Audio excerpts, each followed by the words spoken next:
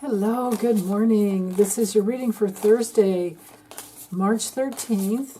It's the day we have the lunar eclipse happening late tonight, Pacific time, and then really early tomorrow morning, Eastern time, but I'll just, when we get to the astrology portion, I'll just go with the nighttime chart that you guys are, because you're going to wake up in the morning. with no matter where it's happening so late on Pacific time, like 5 minutes before midnight. So, but anyway, what do we need to know with the cards? What can the cards tell us? How may we best use the energy for this day and for this eclipse? For this lunar eclipse coming in at almost 24 degrees of Virgo. Right there. Ooh, okay.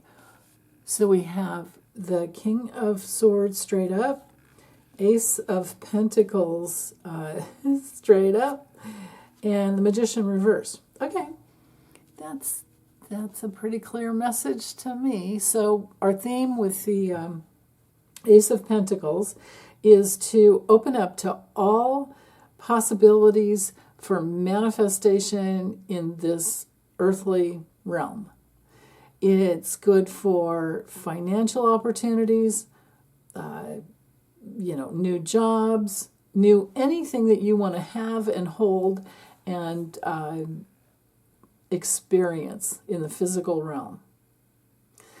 So, yeah. Also, it's really good for new health options, alternative medicine, things like that, or just a different way of doing things, than you have, to try something new. And as you can see, the Pentacles rule Taurus, Virgo, and Capricorn. So, wow, that's great. Now, the King of Swords is a double whammy of air strategy type of reasoning. High-level reasoning is his domain. He has to do with clear thinking, that authority to be in your truth, to be a professional, to have a lot of, like I said, just that high-level reasoning.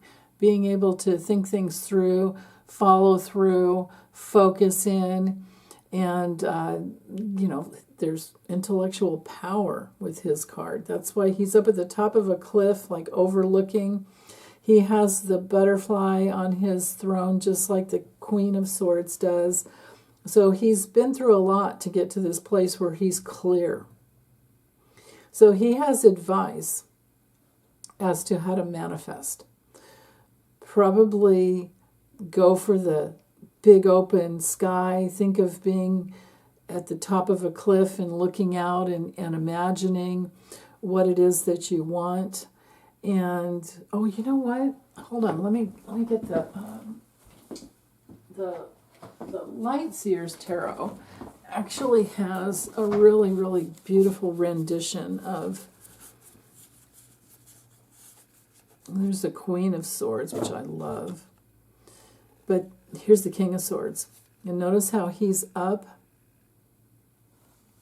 high. He has the raven.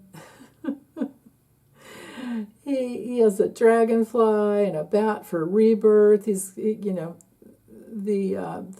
owl's feathers. The owl is here, the owl's feathers. He's up high and he's really clear and he's got a big expansive view. And, it's got on a good pair of hiking boots, so we could kind of imagine how this guy got up here, even though in those days they wore robes. There are a lot of cards in the Light Seers Tarot that I absolutely love. Well, here, let's do it this way.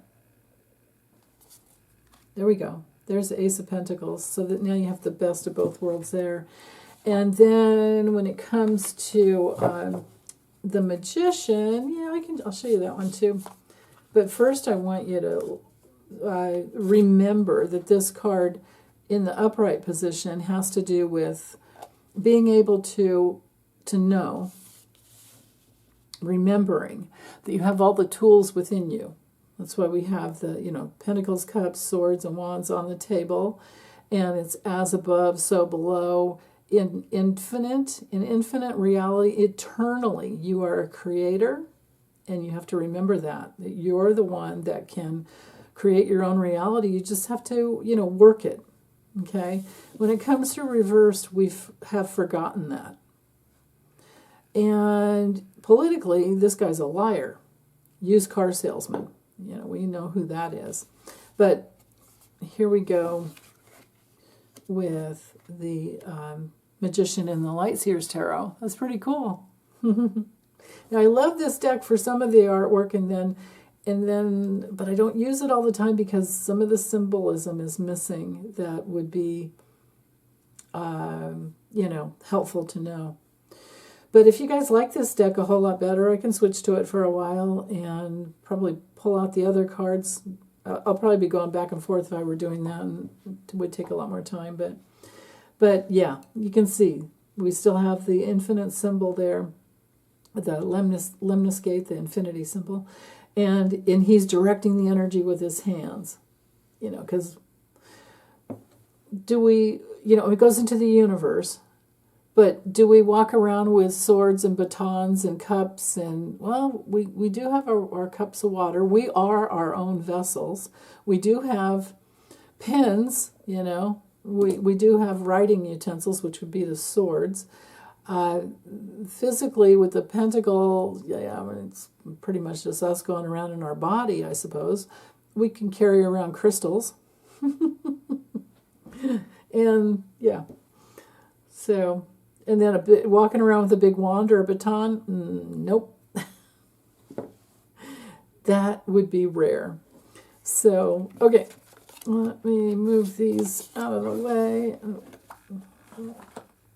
Get those together later. Here's the chart for the lunar eclipse. This one is for March 13th Pacific time. Like I said, 11:55 p.m.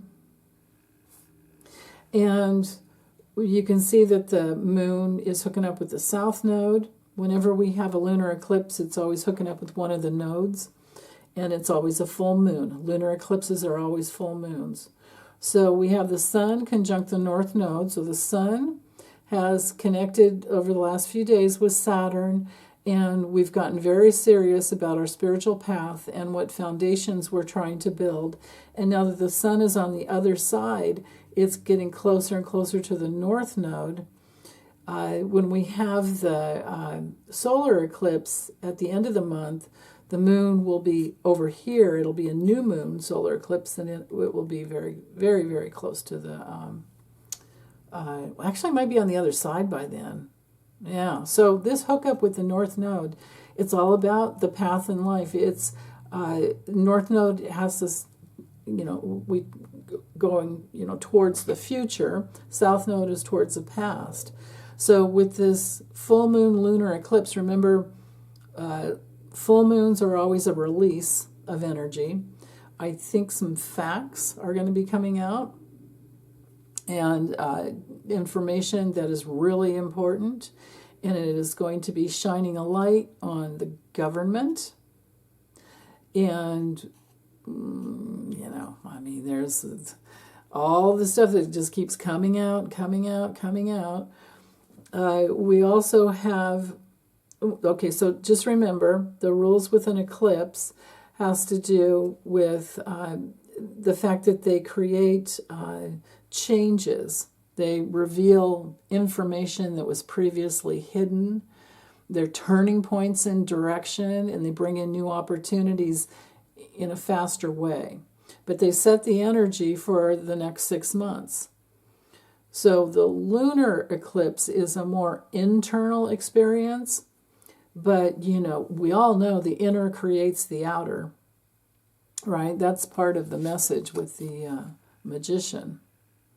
You have to create it within, and then you put the energy into the universe.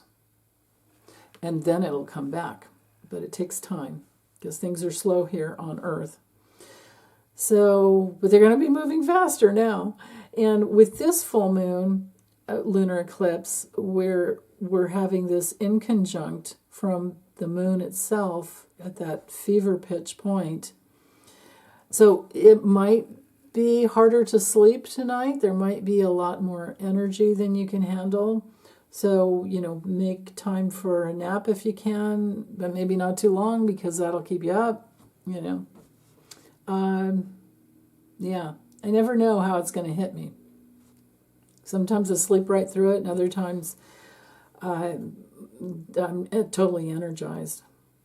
New moon or a full moon. So, but with this full moon, we've got this inconjunct aspect here, which brings in the need to make an adjustment. And the adjustment is headed towards Eris, which is about being very protective of your feminine nature. And it might be revealing hidden information as to who is trying to take that away from us. We know who all those players are, but more and more people are going to know. More and more people are going to know how Jenny Thomas was behind everything going on to promote the January 6th insurrection. And we know that Clarence Thomas will always try to protect her. So the only way to do that is he has to protect Trump. And we know that he's been a Russian asset for years. And we know that there are many of them who have been and still are Russian assets. And more are being compromised as time goes by. So there's all of that. More and more of that type of information will come out. And boy, talk about the confrontations here with all these oppositions, because the light is shining on something, and the full moon is like, whoa, right? And what is coming out is about the government and how they are victimizing a lot of people because who is in the White House? Hopefully, it'll be information as to more information that coming out about how the election was rigged and stolen. With all the gerrymandering, voter suppression, all of that, that's the only way the government. That's the only way the GOP has been able to win every time they have won. But Trump had some extra special help with his friend, the muskrat. So we can expect that this will release some of that information because it's, connecting to a tech bro up here, Pluto in Aquarius. He thinks he's all of that. Well, we're going to see. He's going to see. We still have the double trine coming from Saturn and the Sun down to Mars. That will continue. The Sun will move on, but Saturn will just sit there for quite some time, and then Mars will catch up. This is going to tighten up even more. And so, again, who wants to be safe and secure, and what governmental idiots are we bumping up against trying to victimize us? That's the question. More and more people are going to know who's on their side and who's not. So, yeah. And, we're in the Mercury retrograde, the pre-shadow, and Mercury's definitely going retrograde tomorrow, Pacific time. So, whenever Mercury goes retrograde, we revisit the territory we were in prior to, and so it's going to be about what the little Doge boys are doing and who's directing them. Yeah. So all these other aspects I've spoken about every day for the last week, so I'll just let that go for now and get this uploaded. Okay, be back later. Bye.